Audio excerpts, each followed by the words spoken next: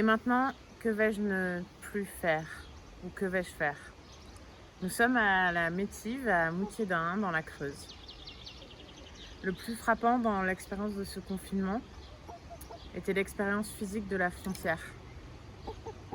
L'expérience du non-droit, d'un monde fermé réduit à des nécessités dictées, des nécessités qui n'allaient parfois pas de pair avec le désir du monde, de création, de relation, d'échange, de voyage, de réciprocité, qui n'allaient pas de pair avec les droits humains fondamentaux.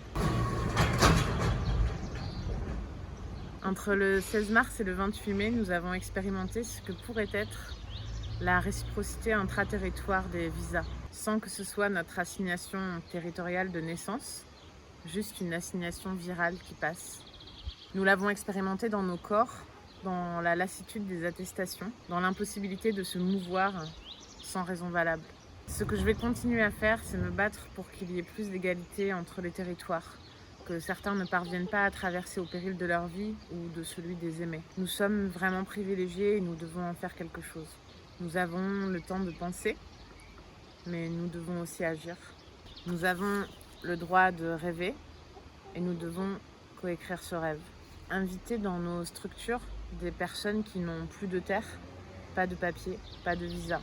Nous pouvons décider de placer la relation d'humanité au cœur de notre quotidien, au cœur de nos actes.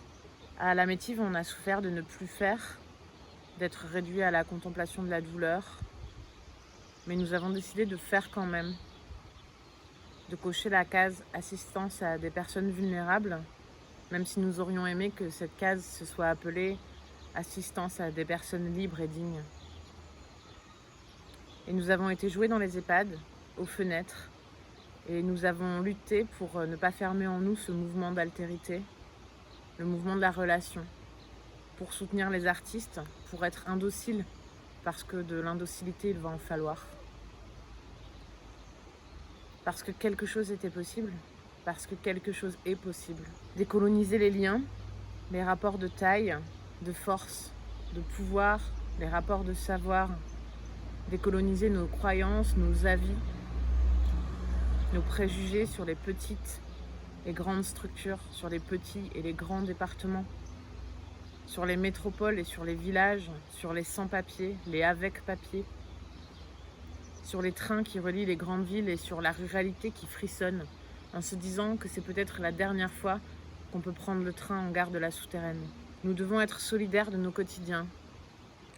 Nous devons nous écouter. Avoir une écoute sororale et fraternelle entre structures culturelles de la région Nouvelle-Aquitaine. Nous devons mieux faire humanité ensemble.